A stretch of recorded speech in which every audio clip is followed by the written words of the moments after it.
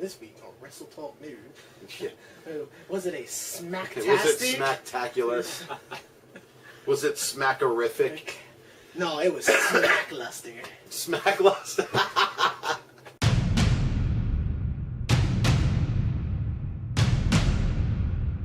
Hi everybody, this is Big Papa Grump. It's Junior. And I'm Uppercut. And we are the Board of Doom, and this is our recap of the SmackDown Live exclusive pay-per-view Money in the Bank.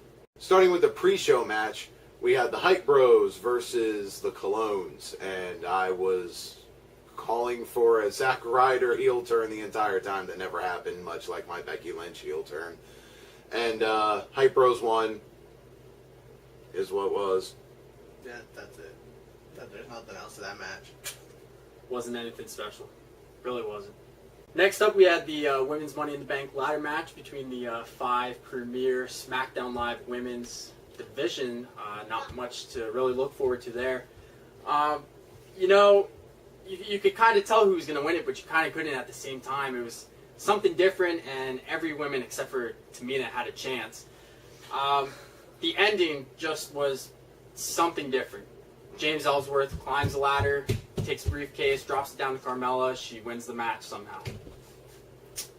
There's no rule against it. If she had the briefcase at the end of the night. She might not on Tuesday, but, she failed to catch it in because, Carmella.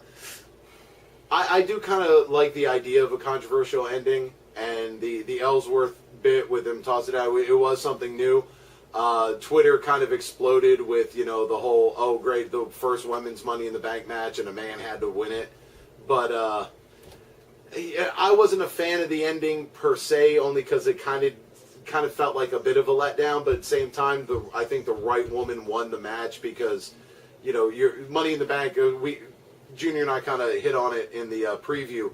Money in the Bank has been used quite often to build a superstar, and Carmella's needed this probably more than any of the other ones, except possibly Natty, just because she's been in such a rut. But yeah, I mean, it was a fun match. You had the Charlotte flippy thing off the top Twisted rope. Bliss. It was a Twisted Bliss.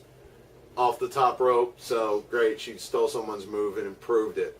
Thanks. Improved. Nope. That brings us to the SmackDown Live Tag Team Championship match between the New Day and the Usos. This was a really good match. I hated the ending. I mean, New Day got the win via countout, so they didn't win the belts, and I do like keeping the Usos with the belts for the first encounter, and this builds up the, well, hey, they kind of ran away, so did we get another shot thing? But it was like, it had this great moments, all this, and then the Usos just were like,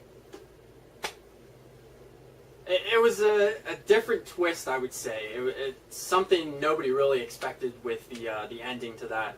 I guess people were really expecting, well, I was expecting at least, the New Day to come out as the new face of the SmackDown division, just because it's not very star-powered. It's very lackluster. So it would have been nice to see the New Day kind of boost it up and then drop it off to the next tag team who could be built up at that point.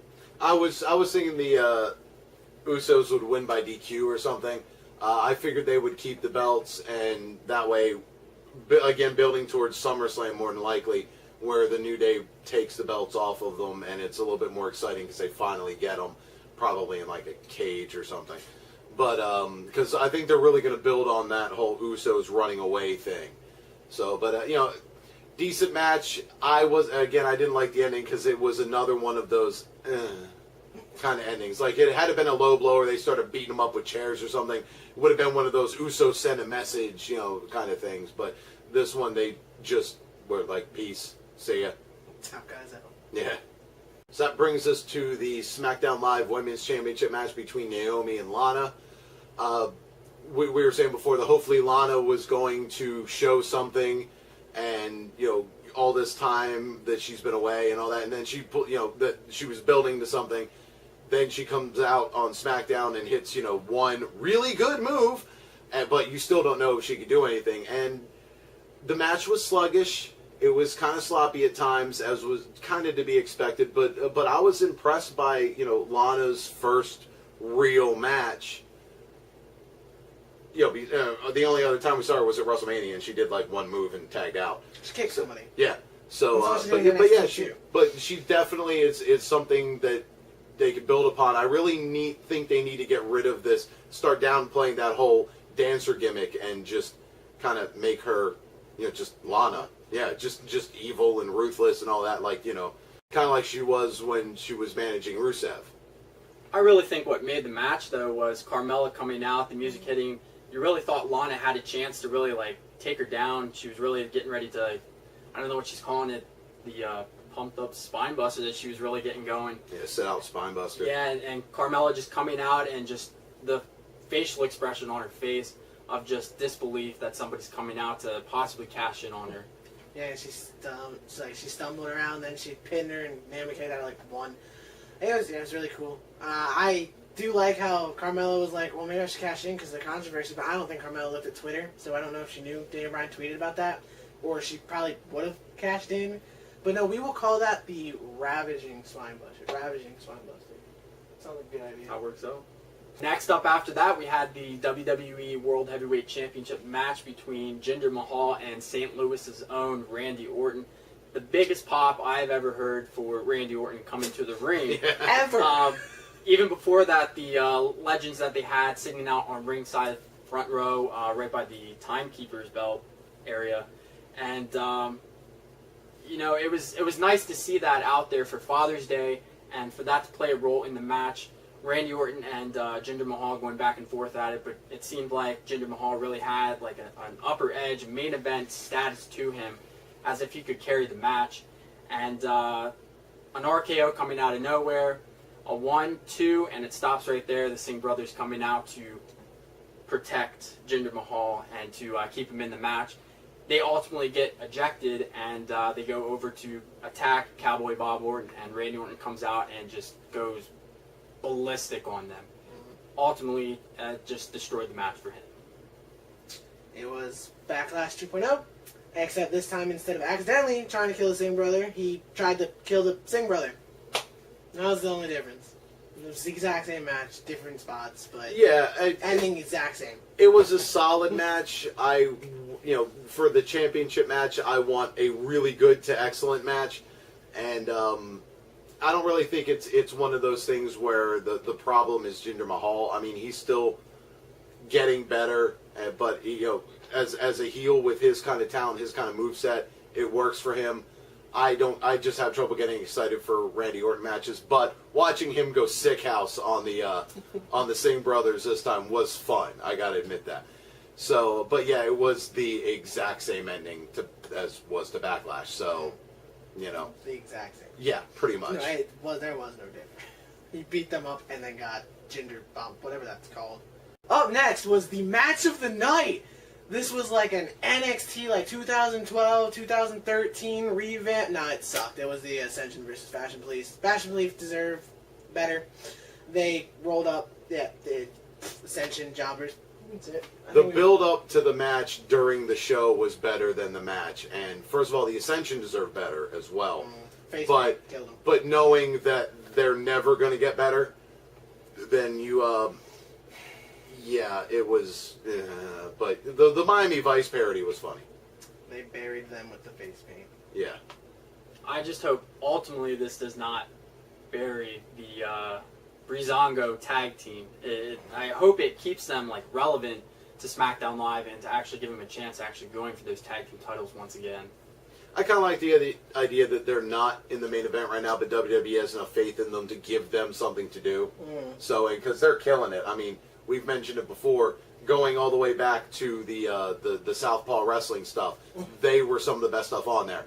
And so I think Vince realizing that is like, okay, we can utilize this until it runs out of steam, and then we'll think of something else to do. And I like the fact that they keep changing cop shows as their theme each time to kind of freshen it up. It's like, oh, it's Miami Vice. What are they going to do? So that was kind of cool. All right, that brings us to the main event, which was a ladder match for the men's Money in the Bank between Baron Corbin, Dolph Ziggler, Sami Zayn, Shinsuke Nakamura, sort of, the AJ Styles, and Kevin Owens. And actually one of my favorite spots in the entire thing was Baron Corbin attacking Shinsuke during his entrance, because nobody saw it coming. It was pretty cool, and it built it actually did more. I was worried about this match doing more to hurt Shinsuke than help him, especially if he won, because then you're kind of pushing him too far or too fast. But his getting his ass beat and then coming back out and then putting on probably one of the best spots in the match, which was just the stare down between him and Styles later in the match, and then they just moved the ladder and then went at it. And it kind of whet the appetite for the Shinsuke AJ match that we're eventually going to get at some point. But Baron Corbin wins, kind of cheekily. Just want to off the ladder. I'm going to climb it, get the thing. I'm going to not understand how to unhook it.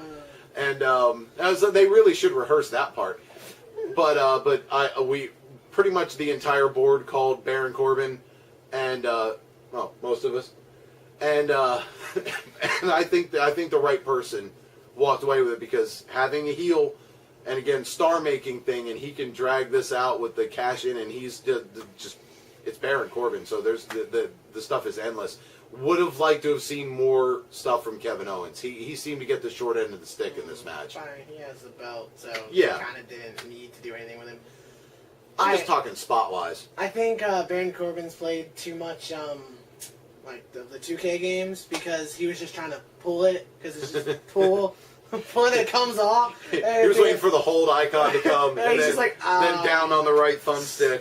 But AJ coming out of nowhere a couple times, knocked people off the ladders was awesome, and his spot where he was hanging on the thing, he's just like, and then eventually he's just like, all right. I love the forearm, the phenomenal forearm out of nowhere. Yeah. And it was more or less out of nowhere because it was off camera. Yeah. But it was great. It's just like, do. Oh, shit, there's AJ. So. I'm mad. You know, Kevin Owens should have won. He is the face of SmackDown Live. He could have carried that briefcase so well for the next couple of months. Dropped the U.S. title. Would have worked out so well. Didn't work out. Great match overall. That's all I really got to say about it.